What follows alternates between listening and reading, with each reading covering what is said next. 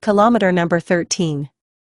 In this life, you reap what you sow. Remember, the law of cause and effect does not exclude anyone.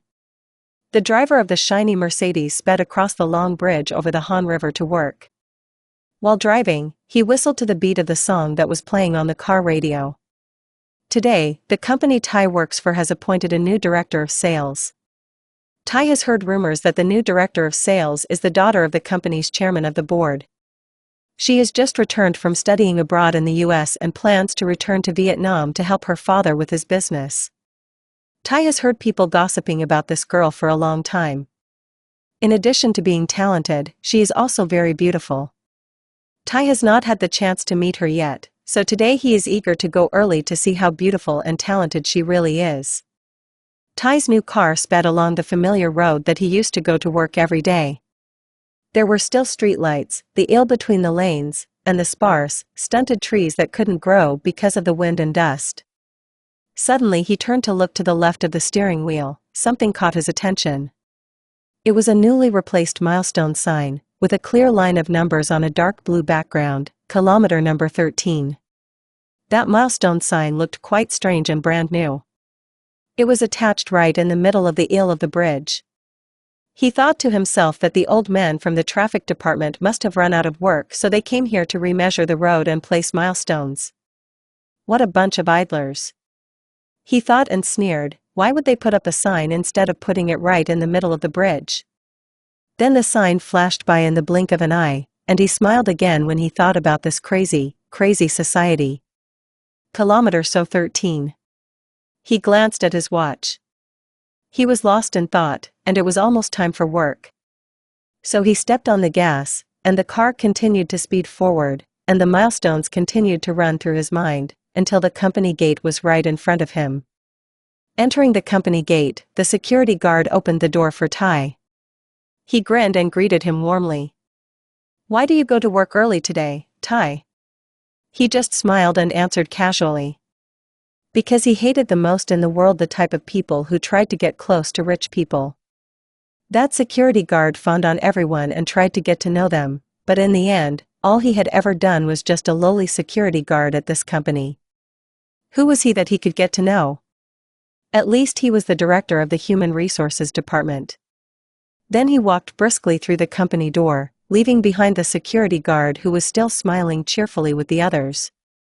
Entering the meeting room, everyone was already there and waiting for him. Fortunately, the chairman of the board of directors had not arrived yet. He sat in his familiar chair like every other meeting. He felt proud of that position. Under one person, above many others, indeed above him was only the chairman of the board of directors. Under him were the department heads. He was the boss's right-hand man, you could say his right-hand man. Today the boss added a left-hand man. That was the boss's daughter. She would be on par with him. He was secretly happy inside but still appeared serious. He was thinking about his position. It would be easy to approach the boss's beautiful daughter. And in his head, a plot was brewing, a plot that would change his life. Then the chairman of the board of directors entered the meeting room. Following him was a girl, about 25 years old. At first sight, he was surprised and amazed by the beauty of that girl, a beauty that seemed to captivate him. Not only him, but all eyes were on the girl. The girl was tall and slightly thin, with white skin, a balanced face, and high-bunned hair, exuding a noble look that attracted all eyes. After a moment of surprise, the whole room fell silent. Mr. Tin, the chairman of the board of directors, spoke up to break the silence. "Let me introduce to everyone, this is Bao Tram, the new business department director of the company. Everyone, please give a round of applause to welcome Bao Tram to our big family." The room was filled with applause, along with whispers of praise. Bao Tram stood up shyly and spoke. "Hello everyone. Today I am very happy and honored to be here working with everyone. I hope everyone will help me in my work to make our company stronger and stronger." After saying that, she bowed slightly to everyone. Everyone clearly recognized her friendliness and simplicity. She was not arrogant like a boss's daughter, a superior, but was friendly with everyone. When bowing to everyone and looking up, Bao Tram suddenly looked to the opposite side, saw Tai looking at her intently. Her face suddenly turned red, then gently turned away, leaving a charming smile in Ty's eyes. And right from that look, an idea popped into Ty's head: he must definitely win over this boss's daughter if he wanted to change his life. The meeting to introduce the business director did not last long. That afternoon, while sitting in the office, daydreaming about Bao Tram's face and smile, Ty's phone suddenly rang. "Hello. Is this Uncle Tin?" "This is Ty." The voice on the speaker replied. "Yes, it's me, son. If you're free, arrange a driver to take me out to eat later." I don't know what else the boss said to her, but I only heard him say yes repeatedly, nod, and then look happy and pleased. After hanging up the phone, he leaned back in his chair and smiled dreamily to himself. At 15 minutes to 12, he drove from the parking lot and parked in front of the company gate. A moment later, he saw Bao Tram and the general manager walking out. One hand held an umbrella for her father, the other opened the car door, but Bao Tram still glanced at him and smiled. He knew that his handsome appearance had won the boss's daughter's heart. He was secretly happy. Then the driver took the boss and his daughter to a famous restaurant on Tran Due Hung Street. The lunch was very enjoyable. The CEO talked quite comfortably with him like a child in the family, making the thought of having to flirt with Bao Tram to step into the CEO's house even more solid and determined in him. After lunch, he drove the boss home while Bao Tram went with him to meet a big partner of the company. He could have gone alone to that meeting with his partner, but with his eyes and intelligence, he understood that this was a rare opportunity to meet and get to know Bao Tram. On the way, he talked about all sorts of things, made Bao Tram laugh, and talked nonsense, aiming to win the beauty's heart. Bao Tram was as gentle as the morning sun, happily following his gossip. Suddenly he asked, "Bao Tram, do you have a boyfriend?" Bao Tram blushed slightly and smiled. "I haven't. Why are you asking such strange questions?" Then silence fell after that question. Two people in the same car but each with their own train of thought. Suddenly he turned to Bao Tram. "Do you have a business card? I'll introduce you to the other partner later. If anything, they can contact you for convenience." That was just a secondary reason. The main reason was that he wanted to ask for Bao Tram's phone number to start his plot. Bao Tram was still innocent and didn't know anything about his big plot. She gave him her business card and then he put it in his pocket. The car just sped away on the sunny road. "Hello, Tram?" "Yes, this is Tram. Who is it?" "This is Ty." "Are you going anywhere this Sunday night?" "No, I'm staying at home. I'm sad, I just came back to my country so I don't have any friends." "Do you like watching horror movies?" "I didn't know if you like it, so I called to ask you. If you like, I'll invite you to go see a movie with me." After a moment of silence as if to think before making a decision, Tram finally agreed to go to the movies with Ty. An indescribable joy welled up in her heart. Perhaps Tram had secretly admired that handsome and smooth-talking Ty. Time passed quickly. The two of them officially announced their relationship to everyone. They were inseparable, as if heaven and earth had created it for them alone. Tram said she truly loved Ty. She loved Ty because he was handsome, rich, and smooth-talking. People say that girls love with their ears, and that's true. And what must come eventually came. She gave herself to Ty when they came home quite drunk, in Ty's car. She thought she was so happy to have such a beautiful love. But she didn't know that Ty was gradually carrying out his plan. It was a big plot, a plot that he had been hatching for a long time. He would become the son-in-law and husband of his boss's only daughter. He didn't love Bao Tram, he was taking advantage of that poor girl to plot to take over all of her and her father's assets. On the contrary, Bao Tram had no doubts, she loved Ty with all her heart.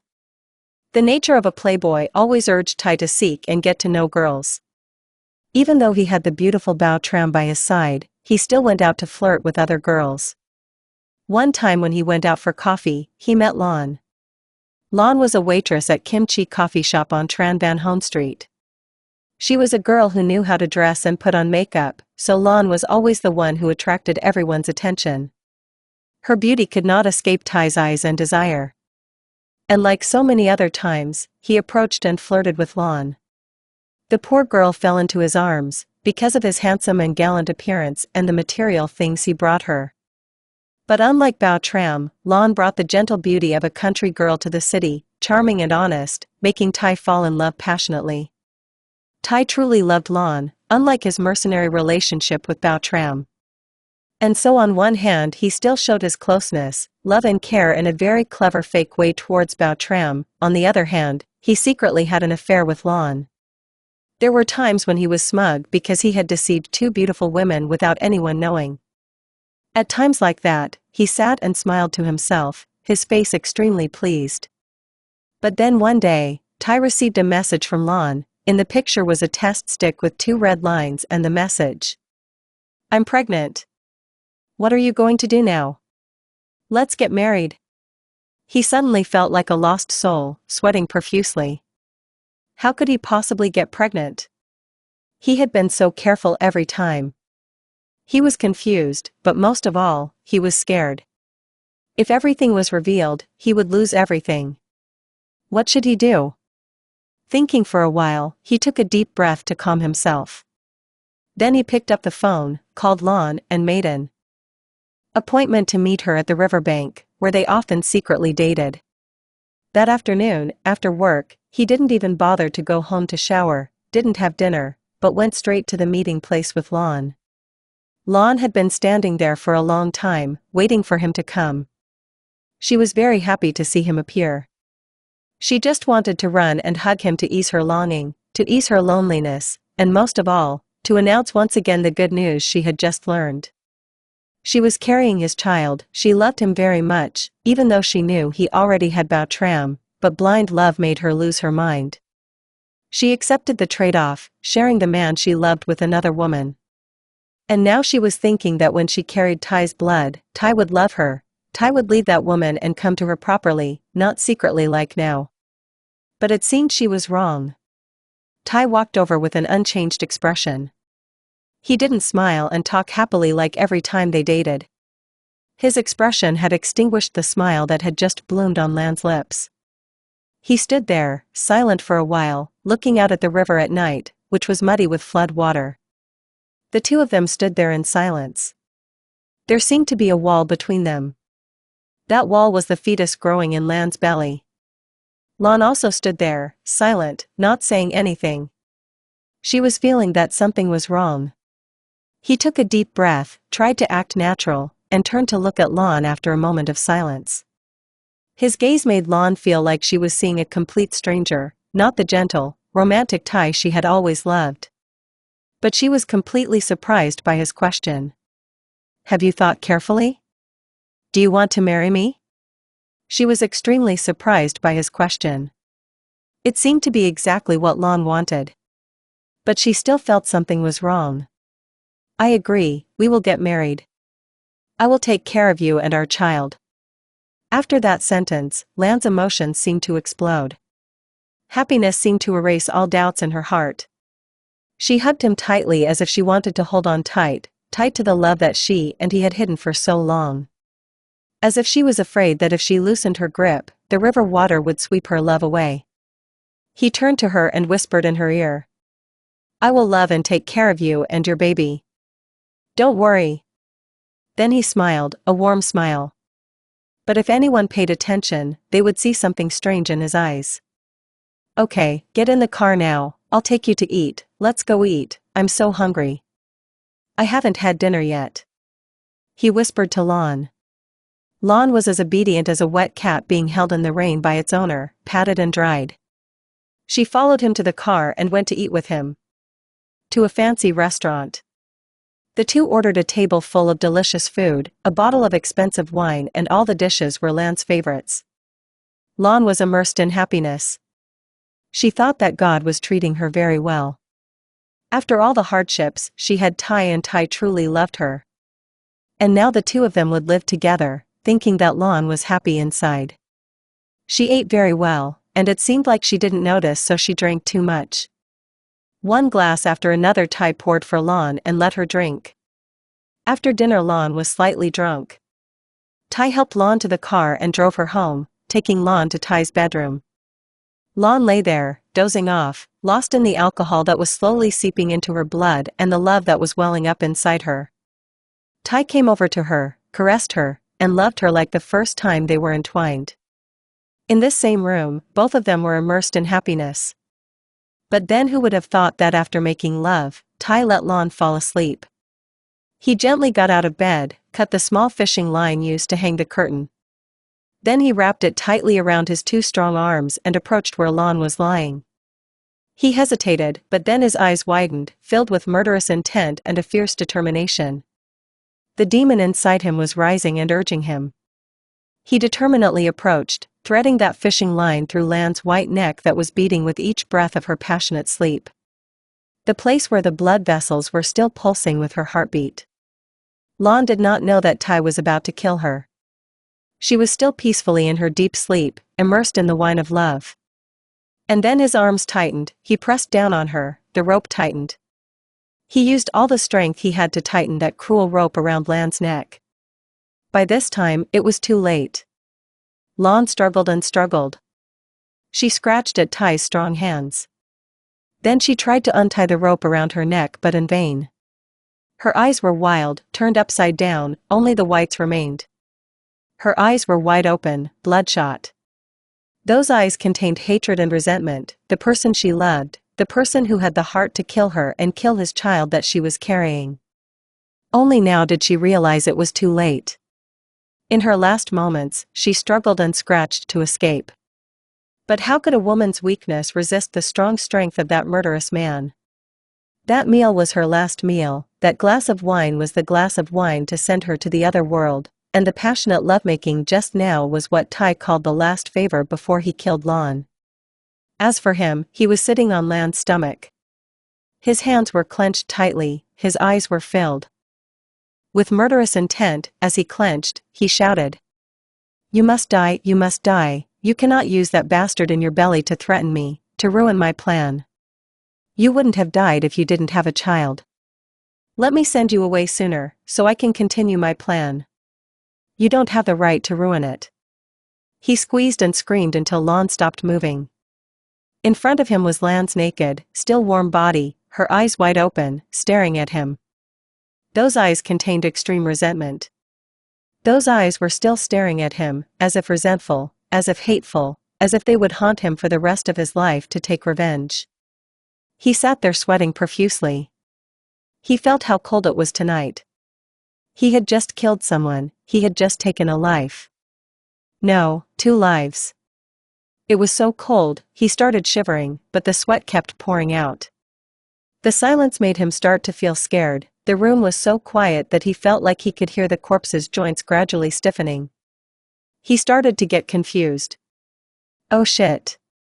What should he do now? He was extremely confused. He paced back and forth in the room. He scratched his head, he thought, he was racking his brain. He had to make this go smoothly. Otherwise, he would be in big trouble.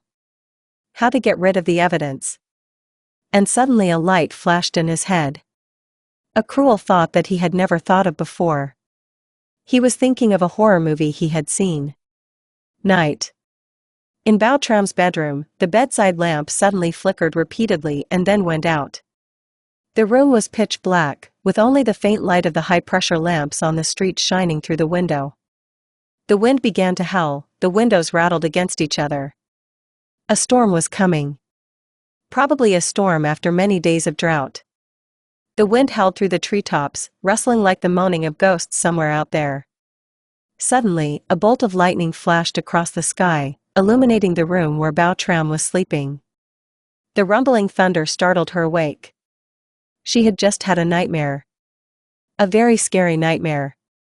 And that cruel thunder brought her back to reality. Her whole body trembled with fear. It had been a long time since she had slept without any dreams, but now she had such a terrible nightmare. Cold sweat poured out like a shower. She reassured herself, fortunately, it was just a dream. But even though it was just a dream, it was still so terrible.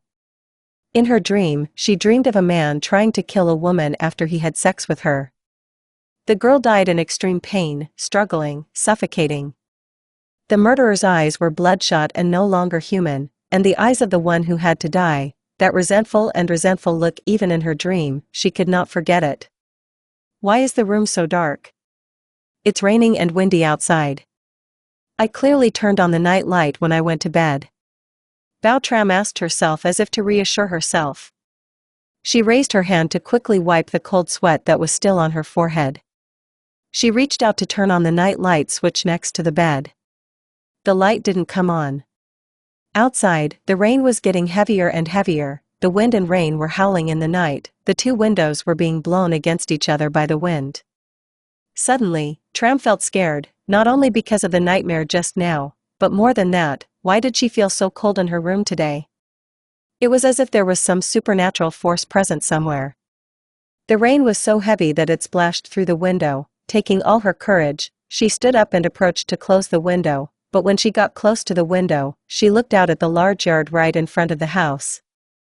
The yard was dim in the rain, there was the shadow of a girl with long hair, wearing white clothes and soaked with rain standing right there. She tried to calm herself, rubbed her eyes to regain her composure, looked closely one more time, a little lightning flashed past, making her jump, goosebumps appeared. The blue light of the lightning clearly illuminated that yard. And suddenly she could no longer see that white shadow.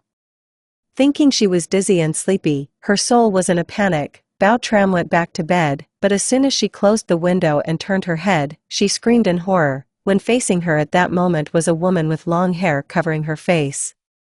She was wearing a white outfit, soaked with rain, and was raising her hand to approach Bao Tram as if she wanted to strangle her. Bao Tram screamed in extreme fear. She rushed to her bed, covered herself with the blanket and shivered. She shouted, "Dad, the house is haunted. Dad, the house is haunted, ha ha ha." Hearing his daughter's screams, Mr. Tin in the next room rushed over to break the door and barged in. He suddenly reached out and turned on the light bulb, which lit up the whole room. Strangely, he changed the light bulb to be as bright as usual. But just now, Bao Tram kept turning the switch but the light did not turn on. Mr. Tin saw Bao Tram sitting on the bed, she covered herself tightly with a blanket, screaming miserably. The floor of the room was flooded with rainwater from the window. Mr. Tin ran over to hug his daughter and comfort her. It's me, it's okay, I'm here." Bao Tram was like a drowning person clutching at straws. She threw the blanket off, hugged her father, and cried, "Dad, there is a ghost in our house. I'm so scared." He quickly comforted his son. "Son, you must have been working too much these days and had an illusion. There are no ghosts in our house. Don't be afraid anymore, I'm here." Bao Tram cried and told Mr. Tin. "Dad, that ghost is so scary. It wore white clothes, its hair was wet. It even raised its hand to strangle me to death. I was so scared, Dad. Just now, there was a heavy rain and the power went out. I closed the window and saw it standing in the yard. Later, it scared me right in this room. It was standing in the corner of that room, I was so scared." Mr. Tin did not know what to say, he could only comfort his son. "Okay, I know, it's okay, I'm here." With her father by her side, Bao Tram felt more secure. She laid her head on her father's chest and fell asleep because she was too tired and scared. Outside, the rain was still falling heavily. The white shadow stood silently in the rain and looked towards the window of the room where Tram was sleeping. In a moment, the shadow gradually faded and disappeared into the rain. Mr. Tin saw that Tram was fast asleep, he gently put her on the bed, carefully pulled the blanket over her and turned down the night light. Then he quietly closed the door and went to his bedroom. A thought was running through his mind, who was that ghost? Why was it haunting Bao Tram? He was a successful businessman and a materialist, so he never believed in ghost stories. He just thought that Bao Tram, his daughter, was too focused on her work and perhaps the pressure of her work was too great, causing her to think about random things and hallucinate. Thinking so, he told himself to reduce his work and take care of Tram, then he turned off the lights and went to sleep. It was already late at night, around 12 o'clock. At 2 a.m., the phone rang, waking Bao Tram up. The aftershocks of the ghost scare a few hours ago still made her scared. But the fear had lessened a lot. She also thought that she was thinking too much and hallucinating. Then she reached for the phone. It was Ty's number. How strange, why was he calling her at this hour? Hello, it's me, Ty. What's the matter that you're calling me so late? On the other end of the line was Ty's voice. Can you come here with me? I need you now. Ty's voice now no longer had the usual calmness, but instead was mixed with panic. Bao Tram noticed that very clearly. What had just happened to her in Ty's phone call just now made her have a bad feeling. Just as she was about to ask Ty what was wrong and why he was so worried, the other end of the line hung up. After thinking for a while, Tram finally decided to drive to Ty's house to see what was going on. Tram loved and worried about Ty so much that she ignored everything to be with him. Then she quickly grabbed her shirt, grabbed her phone and the car keys, went down to the garage, and drove away into the night. Mr. Tin was still tossing and turning, unable to sleep. Hearing Tram's car in the garage, he was startled and thought about running down to ask where Tram was going so late. But before he could act, Tram had already sped away. He was uneasy about his daughter's strange actions from last night until now. Then he thought for a moment. Outside, it was pouring rain. Mr. Tin put on his jacket, put on his raincoat, took his motorbike and quietly followed Tram. It was raining heavily tonight, maybe there was a storm. Tram drove on a deserted road with no one in sight. The yellow street lights in the night rain made the road seem wider, desolate and cold.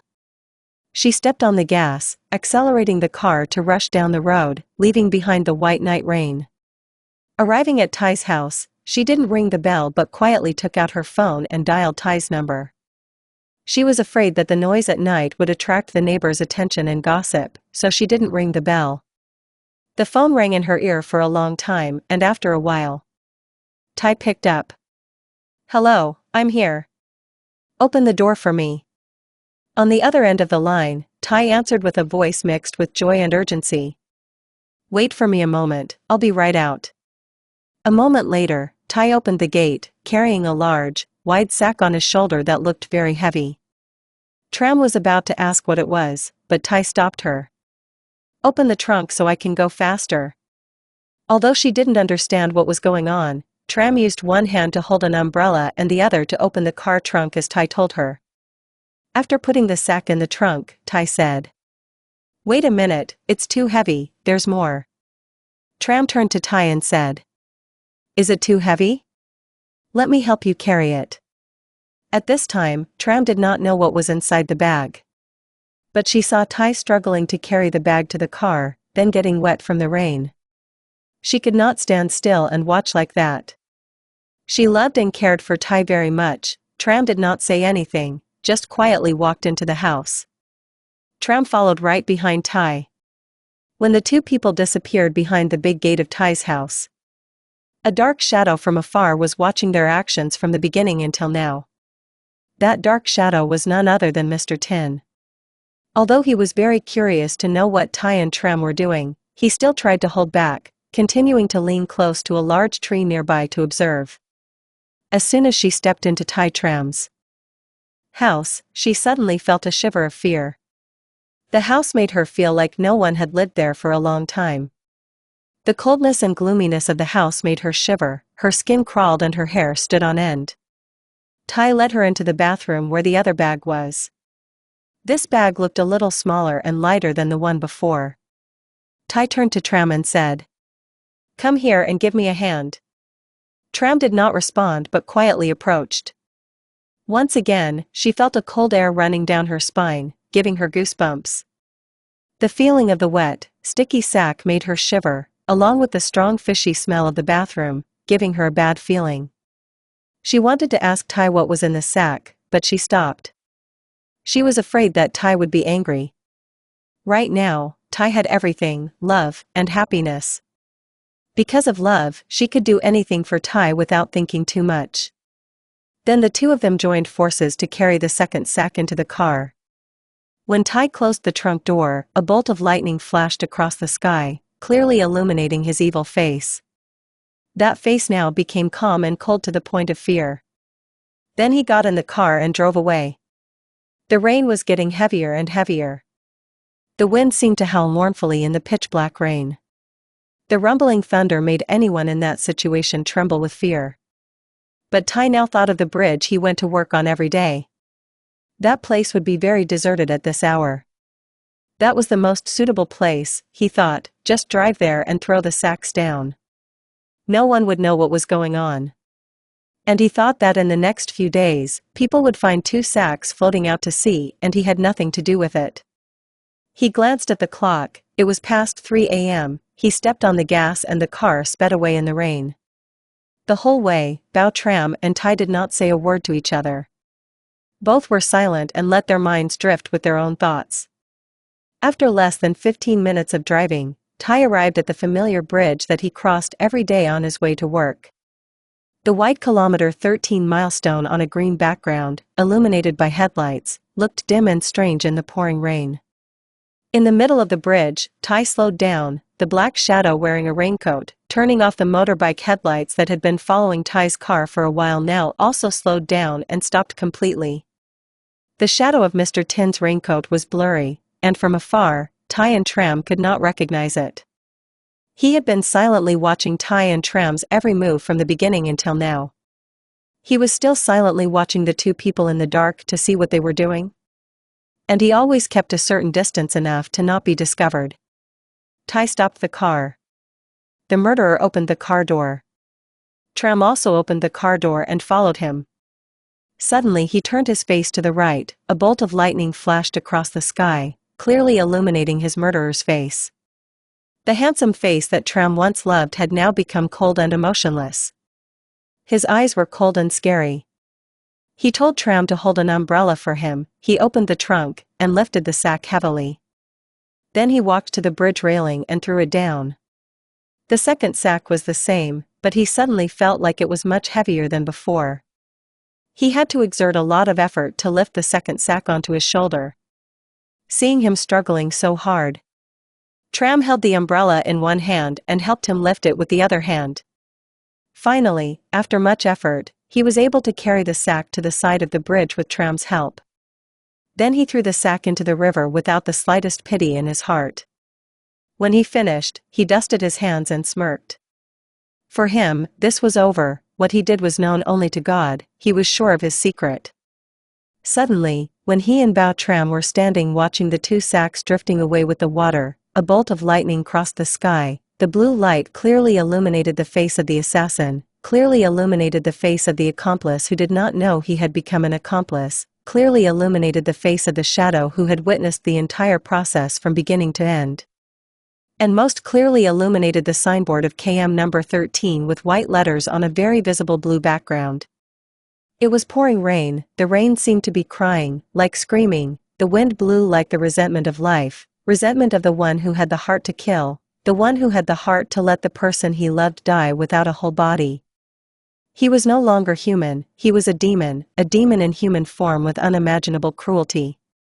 He would have to pay the price for what he had done. When everything was done, he got in his car and calmly left. At 5 a.m., Tram drove Ty home. After all that had just happened, she had countless questions that she kept to herself and did not dare to ask Ty.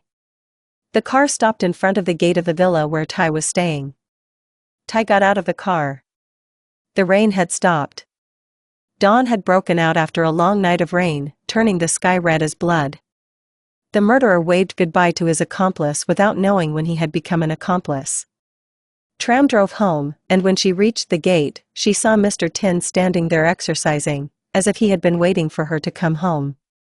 Seeing her park the car in the garage, he spoke. "Tram, where have you been all night?"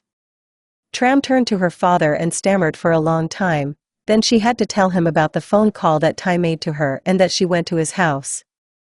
But she had hidden the incident of the 2 people throwing 2 sacks into the river. But even if she didn't say anything, Mr. Tin already knew how it happened. He only deliberately asked to see what was in the 2 sacks. But it seemed that Tram didn't know either. Then, looking tired, after a sleepless night, Tram went upstairs and fell asleep. Leaving behind him was Mr. Tin, standing there in a daze, both worried about his son and having so many questions in his heart that he couldn't answer. While I was lost in thought, the phone suddenly rang. "Hello, is this Ty?" "Yes sir, I'm sick today. I went out late yesterday and got caught in the rain, so I'm in pain. I'm calling to ask for your permission to take a few days off." Mr. Tin's heart was surrounded by countless doubts about Ty. To him, that person was now a big question mark. After all the shady things he did last night, he had witnessed everything. Yet at one point he had thought about marrying his beloved daughter to Ty, and letting Ty take over his company. But now, he certainly had to clarify everything before making a decision. Then he replied, Are you sick? Is it serious? Just rest, I'll send someone to do your work. Eat and rest so you get well soon." Ty said yes sweetly and hung up. Mr. Tin sighed, his face looking very thoughtful. Then he walked into the house. After calling in to take a day off, Ty went into the refrigerator and pulled out a small glass jar, wrapped it tightly in a black plastic bag, then got in his car and drove away. In Bao Tram's bedroom, she was dozing off due to exhaustion after a long sleepless night. In that half-awake, half-asleep state, she saw herself standing in a dark room. Outside, a storm was howling. It was a rainy night. In the dim light of the room, she saw two people on the bed in the corner of the room. They were making love. Then she saw the girl fall asleep, then she saw the man holding a rope to strangle the girl. The girl struggled and scratched. She tried to escape but couldn't. Then everything seemed to go silent. She stood there, scared, watching the man take the life of the poor, miserable girl. She wanted to scream but her hands and feet couldn't move. Her mouth was stiff, unable to scream. She felt as if there was some supernatural force that wanted to show her what was happening. Suddenly, a blue lightning flashed through the window. She saw the body of a girl, stiff and naked on the bed.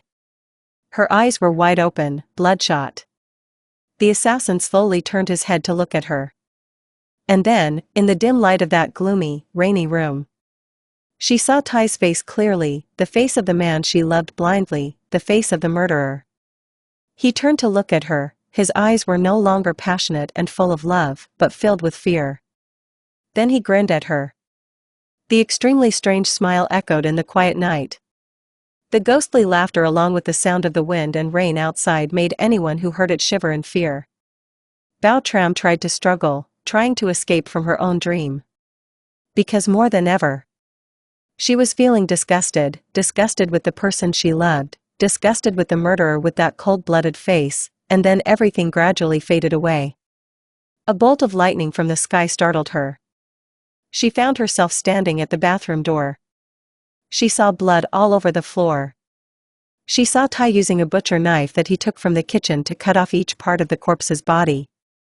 The sound of the knife cutting into the bone was extremely horrifying. First the 2 feet were cut off, then the 2 knees, followed by the 2 thighs of the corpse. 2 hands, 2 elbows, 2 arms. Finally the head. From afar, she saw Ty with one hand grabbing the tangled hair on the corpse's head, the other hand he used to strongly chop the knife on the corpse's neck. The neck was severed, blood oozed out and spread across the floor. Then the murderer threw the head rolling to the corner of the wall. He pulled out a small knife, reaching down to the girl's abdomen. And then he started to cut. He did it more forcefully, blood splattered along the line of his knife. And then he put his hand into the corpse's stomach, took out a still red fetus, a red fetus. That fetus looked extremely disgusting. In the dim light of the room, Bao Tram saw the assassin take the fetus out of the corpse's belly. Blood was all over his hands. He put the fetus in a glass jar. And then he gently ran his hand over the corpse's left chest, slit it open and took out the still warm heart. He put the heart in the jar, wrapped it carefully and put it in the refrigerator. When he was done, he took 2 large bags, put the head and limbs in one bag, and put the body in the other bag. Then he rinsed it with water to erase the traces. Then he took out his phone and called someone. A moment later, Tram saw her helping the killer carry 2 sacks to the car and carry them to the bridge, then throw them into the river. The whole story happened like a slow-motion movie. The characters in the movie were Ty and herself. Tram tried to struggle to escape from her own dream, but it seemed like there was some supernatural force forcing her to witness the whole thing. At that moment, a voice rang out as if from somewhere far away. Blood debt must be paid with blood, you have helped evil, you will have to pay the price. Then a burst of comfortable laughter rang out. Tram woke up. She was extremely scared. She called out to her father. Dad, Dad, no one answered. She thought to herself, her dad must have gone to work and not come home yet. If she took the phone, she would read the message her dad left. Seeing that you are tired, I let you sleep. I will let someone else do the company's work. You should try to stay home and rest. I have to go to work, and I will meet with a partner and will be home late. Cook dinner first. After reading her father's message, Tram felt scared, not only because of the strange dream she had just had, but also because she felt that her surroundings were so cold. She always had the feeling that someone was following her, looking at her from behind. That made her feel scared and lonely. Alone in her own house. At that moment, from afar, he looked back at the large iron gate of the villa where Ty lived. Mr. Tin was silently watching Ty's every suspicious action. When the large gate opened slightly and Ty drove out, he quietly followed Ty's car. The car passed through many small alleys of the city and stopped in front of an old house on Hongdu Street. House number 660 Hongdu. From the outside it looked like a rather ancient villa, because the walls were covered with moss over the years. Mr. Tin always kept a distance from Ty so that Ty could not know that Mr. Tin was following him. Ty got out of the car and rang the doorbell, holding a glass jar wrapped in a black plastic bag. He was greeted by Mr. Jayap, a famous sorcerer in Da Nang. He smiled and welcomed Ty into the house. Entering the house, sitting down on the chair, Ty spoke. Dear teacher, I have got everything you need. Please help me complete the plan I told you about and help me gain wealth and prosperity. The old sorcerer chuckled. Don't worry, I will help you. Just don't let me suffer after the job is done. Ty said with a smile. Don't worry, after I finish the job I won't let you suffer any loss. Then the shaman led Ty into his shrine room. The room was dimly lit, incense and candles were burning, and fallen demonic walls with extremely strange shapes were placed on the shrine. The shaman picked up the glass vase, revealing a heart and a fetus that had turned purple and black due to dried blood. He placed the vase on the shrine, lit incense, and mumbled a prayer. Then he took out a knife and said to Ty, Now you have to make a pact with the devil. By taking your own blood, after 49 days, the devil will always be by your side and follow your orders. At that time, you will achieve your goal easily. Then Ty listened to the old man's words. He took the knife and poured 3 drops of blood from his fingertip into the bottle. Strangely enough, the 3 fresh drops of blood immediately dried up and disappeared as if they had soaked into the fetus and the heart. The old sorcerer took a piece of yellow silk, painted the word SA on the tip of the brush and drew a talisman. While drawing, he muttered a spell in a voice that was hard to hear. When he finished, he pasted the talisman onto the jar and covered the lid with a red cloth. Going to the living room, the teacher turned back and said to Ty, Only you and I know this. Now you should go home. In 49 days, the spirit will be cultivated and will help you achieve your goal. Now, if there is anything necessary, I will call you. Ty said goodbye to the old sorcerer and left. He did not feel the slightest pain or regret for the crime he had committed. On the contrary, he felt secretly happy. In just a few days, when the evil spirit helped him, he would use it to serve his purpose. He thought to himself, once you start something, you have to follow through. If you want to change your life, you have to dare to do it and commit. With the help of evil magic, there was no need to worry about not succeeding, so he drove home. At Tram's house, after reading the message left by Mr. Tin, she went downstairs to cook and went back to her room to sleep. She felt tired, maybe she had been in the rain all night last night and caught a cold. She was so sick with fever that she went to bed and fell asleep without realizing it. In the midst of her fever, she heard somewhere the sound of a woman crying, a sorrowful cry echoing in the empty house, echoing in the quiet night. Then she heard the cry of a child, the sound of a newborn baby crying. It sounded so sorrowful, so sorrowful. The sound of a woman coaxing her child, singing a lullaby to sleep, ah ah ah ah oi. Ah ah ah ah oi. My child, sleep well. Let mother carry water to wash away thousands of pains. The human heart is deep and treacherous. The law of karma is engraved deep in the heart. Ah ah ah oi. Ah ah ah oi. In the middle of the quiet night, the lullaby sounds so sad and sorrowful. That lullaby is like a cry of hatred, a reminder of the law of cause and effect. Bao Tram opened her eyes. In front of her was a pitch-black bedroom. She reached out to turn off the light, but it didn't work. In the dark corner of the room next to the window, she vaguely saw a woman's figure holding a newborn baby. The lullaby echoed in her ears. Bao Tram focused her mind and looked closely. She saw the figure of a woman by the window. She was wearing a white dress, holding a baby. The baby was crying, but somehow Bao Tram heard the crying as if it was coming from somewhere very far away. Suddenly the lullaby and the baby's cry stopped. The space was filled with a terrifying silence. Suddenly Tram heard a cracking sound like a bone breaking. Then she was extremely scared when she saw the figure in the white dress turning back towards her. The pale face was wide open, eyes deep and bleeding. The mouth was slashed to the ear as if someone had torn it open. The long hair was loosely spread over the horrifying face. The scariest thing was that the ghost only turned its head to look at Tram. The whole body was still standing facing out the window. In its arms it was still holding the newborn baby. Bao Tram was extremely terrified when she witnessed that scene. She screamed, and wanted to run out of the room, but the door was tightly closed and she couldn't open it. She screamed for help in despair, but at that time there was no one in the house to call for help. She recognized that face, the face of the corpse on the bed in Ty's bedroom, the eyes wide open, staring as it approached her. She had been haunted by it in her dreams, so she could not forget. And who was that crying baby? It was the unfortunate fetus in that pure water jar. Suddenly the ghost's entire body was separated, the baby fell down and was thrown in front of Tram. He stared at Tram, his two hands still holding a piece of flesh still bright red, bloody, and slimy. He brought it to his mouth and sucked it like a baby sucking on its mother's breast.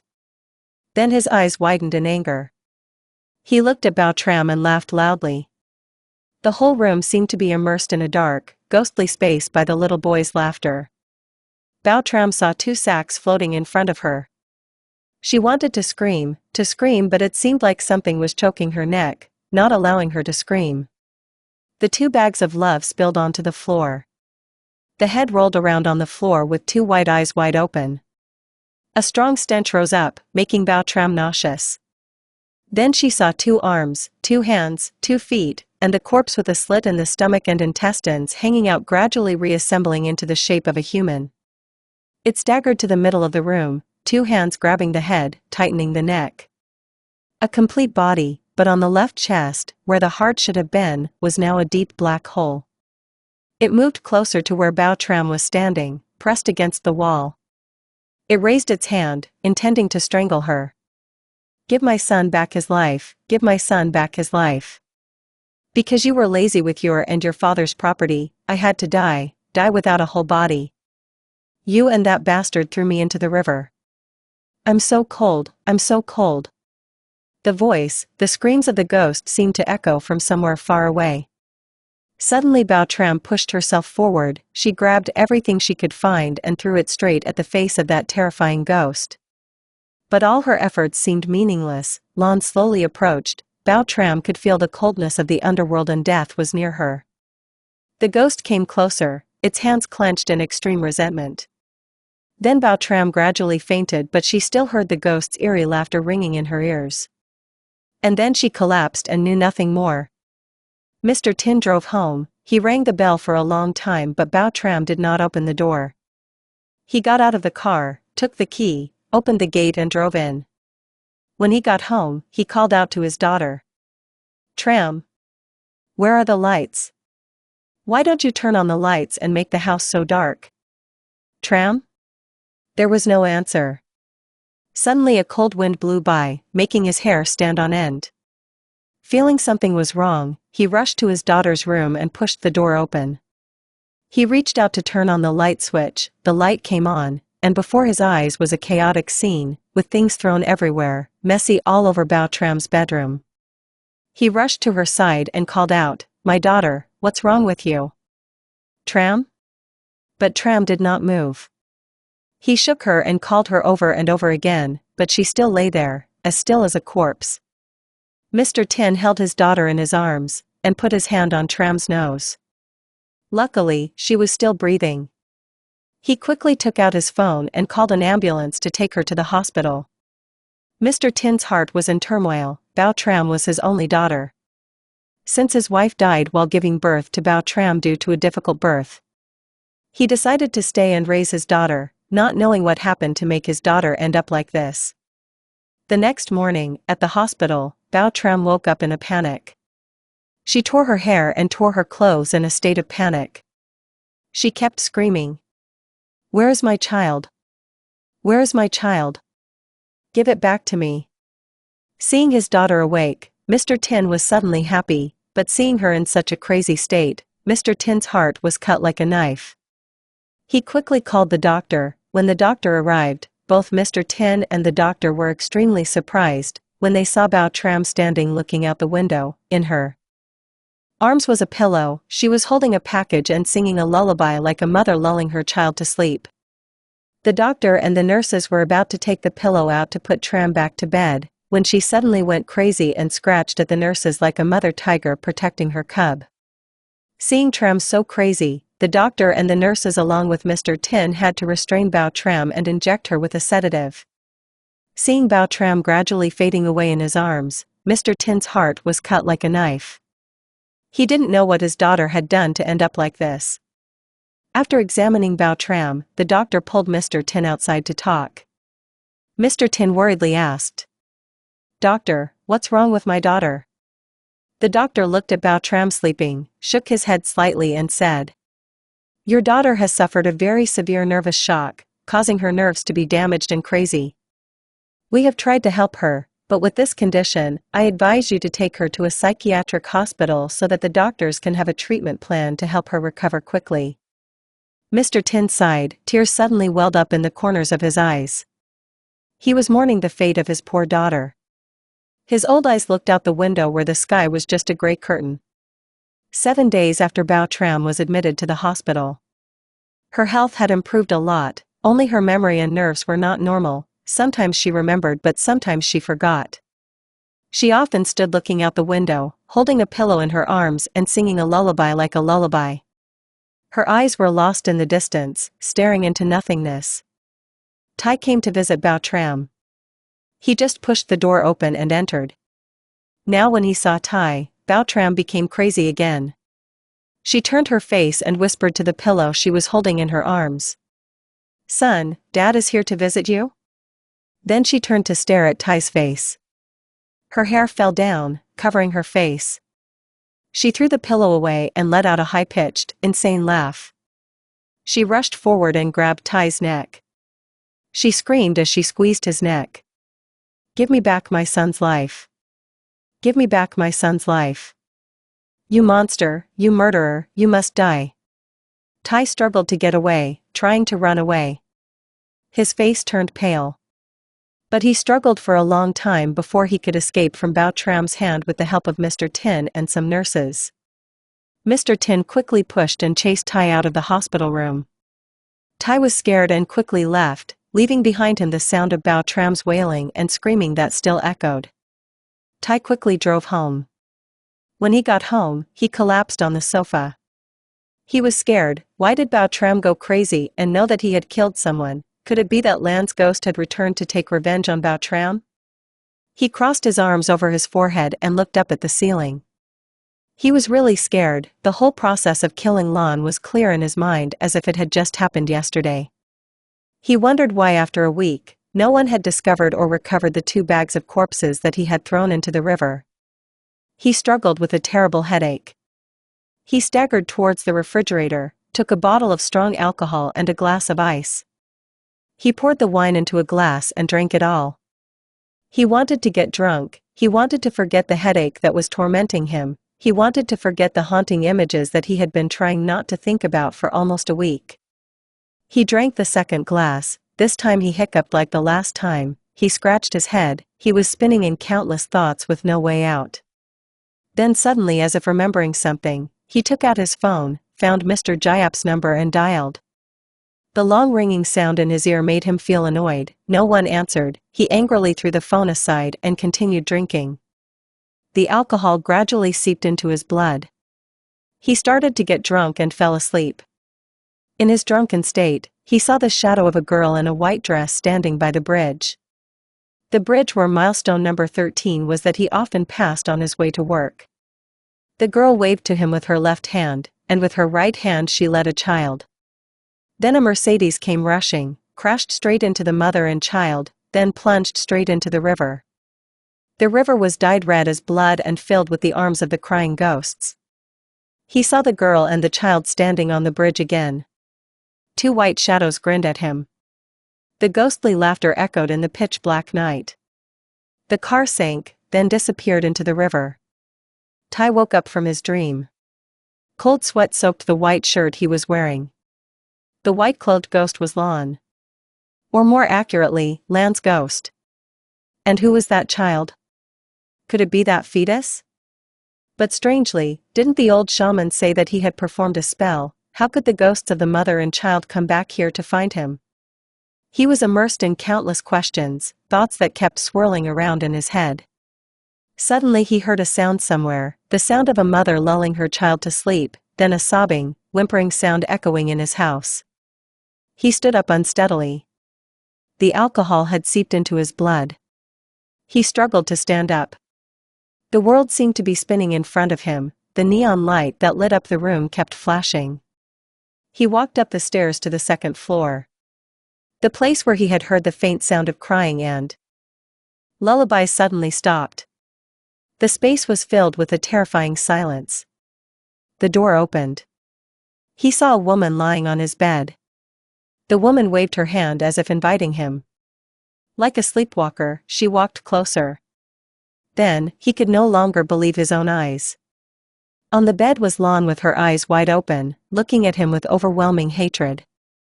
Then, from under the bed, a head popped up. It was a child. It had an extremely strange face. 2 black eye sockets.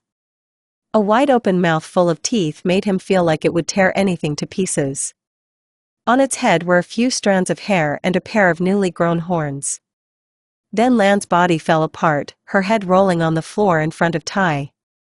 The assassin from that day now had no blood left on his face. He was scared. He screamed for help, but his screams were swallowed in the dark and silent space of the supernatural world. On the bed was a pile of flesh. Blood stained the bed sheet, then dripped onto the floor. In an instant, the room was filled with the smell of blood. The little devil held Lan's heart in his mouth, crawled to Tai's place and laughed loudly. Suddenly, Lan's sorrowful voice rang out. "You're scared too, Tai? Pay me back for my mother and me. Blood debt must be paid with blood." Then Lan laughed, a crazy, ghostly laugh. Tai used all his strength to pull the door open, rush out of the room, get on the motorbike and speed away. He was panicking. Was this a dream or reality? He was confused. He seemed to have lost all direction. He pressed the gas pedal but had no idea where he was going. The car just kept going. But then, somehow, his car stopped in front of the window of House 606, Hongdu Street. That was Mr. Jayap's house. He turned off the car, quickly opened the car door and rang the doorbell. He was in such a hurry that he forgot to close the car door. Waiting for a long time, no one opened the door. He tried to push the door and entered. The gate was unlocked. He was surprised but quickly rushed across the large yard. Entering the house, no one turned on the lights. The house was dark. A feeling of fear and desolation rushed over him, making him shiver. He groped around. Suddenly, he tripped over something on the ground, causing him to fall face down. He panicked, searched for the switch and turned the light on. In front of him appeared a chaotic living room space as if someone had just smashed it and turned it upside down. Blood stains were scattered all over the room, bloody handprints were clearly visible on the walls and on the floor. He clearly saw a pair of big hands and a pair of small hands. Following the blood trail, he walked to the shaman's altar room. He was startled and terrified when he saw the shaman collapsed in a pool of blood. His eyes were wide open, his hands covering his own mouth. His tongue was sticking out, red outside the pool of blood. Blood oozed from the old man's mouth, nose and ears, spreading across the middle of the room. The altar was now in a mess, the altar and offerings had been smashed to pieces. The jar containing the fetus and heart that Tai had brought to the shaman to perform a spell had fallen to the ground and shattered. The talisman and the red cloth covering it were half burned. Perhaps the old man had been dead for several days. The room was filled with the smell of death. In a panic, Tai ran away. But suddenly the door was closed. No matter how hard he tried, he couldn't open it. He struggled, screamed, and called for help, but now only God could save him. It was time for him to pay the price for his crimes. Suddenly a cold voice echoed from behind the altar. "Mr. Tai, I miss you so much, where are you going? Why are you running away? Come here and let me go with you?" This was followed by a burst of hearty laughter. The laughter echoed in the night, shaking his brain and making him feel pain. "Forgive me, I know my crime, please forgive me." He knelt down and begged for forgiveness in despair. From the dark corner behind the altar, two demons crawled out, one big and one small.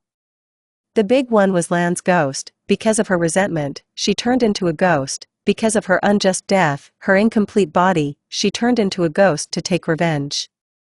The small demon was the fetus that the shaman had half-trained.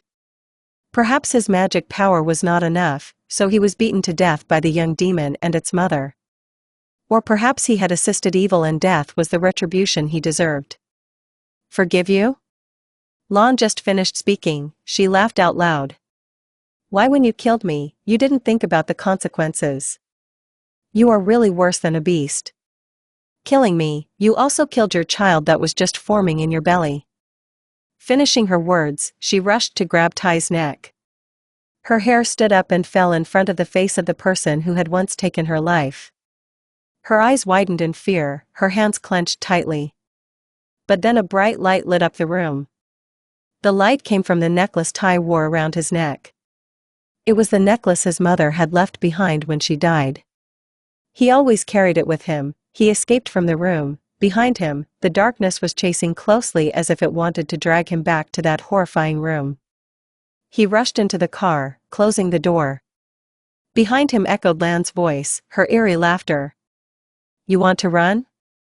Evil will be rewarded, you can't escape. Your mother saved you once but can't save you a second time." Then a burst of evil laughter echoed in the endless darkness. He rushed into the night in his Mercedes.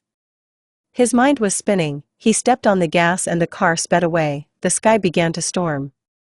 The heavy rain poured down just like that fateful night. The car sped away in the rain. He drove aimlessly. Suddenly he glanced to the right of the steering wheel. He saw a familiar image again. The Kilometer No. 13 sign with white letters on a dark blue background, below the sign on the bridge, in the middle of the rainy night scene right at the place where he threw the sack, he vaguely saw two white shadows heading towards him. He heard someone calling somewhere. "Give me back my life, give me back my life." He realized that it was Lan's ghost, the spirit that the master was training. Then, for some reason, he stepped on the gas and sped straight toward the two white figures standing there. He tensed up and screamed. Die all, just let me go." And then the car was accelerating. The car suddenly lost control, flew off the bridge and plunged straight into the river. Less than 5 minutes later, the car sank into the deep river. The river swallowed a cruel and beastly villain. The river paid for the blood debt with blood. On the bridge, two white shadows gradually faded in the rain and then disappeared. The next morning, people discovered the bridge railing had collapsed and was lying on the riverbed. A Mercedes car was submerged right in the middle of the river.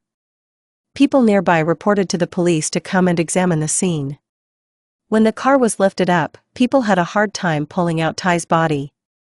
The body was convulsed, its eyes wide open, and its face still clearly showing fear before it died. People also found two sacks floating there. When they opened them, they were shocked to discover that it was the decomposing body of a woman. One side of the sacks contained the limbs and head, the other side contained the abdomen that had been slashed and the heart had been removed. Through the investigation and examination, it was concluded that the body in the car was Lamin Tai, 26 years old. He died from drinking alcohol while driving, crashing through the bridge railing and falling into the river.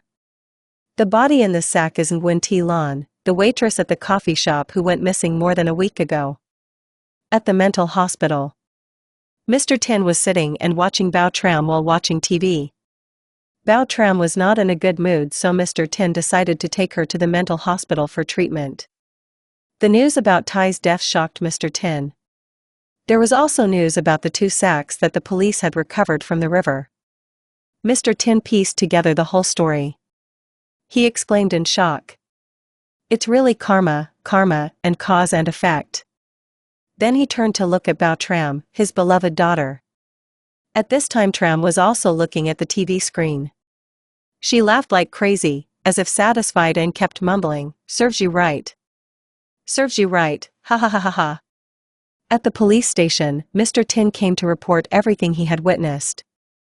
His daughter was now crazy, and Ty was dead. The police could no longer hold him accountable. He went to Ty's house to receive Ty's body and the rest of Lan's body for a careful burial. Then he went to the temple, asked to see the monk to tell him the whole story, and asked for his help to hold a ceremony to pray for the souls of Lan and her mother.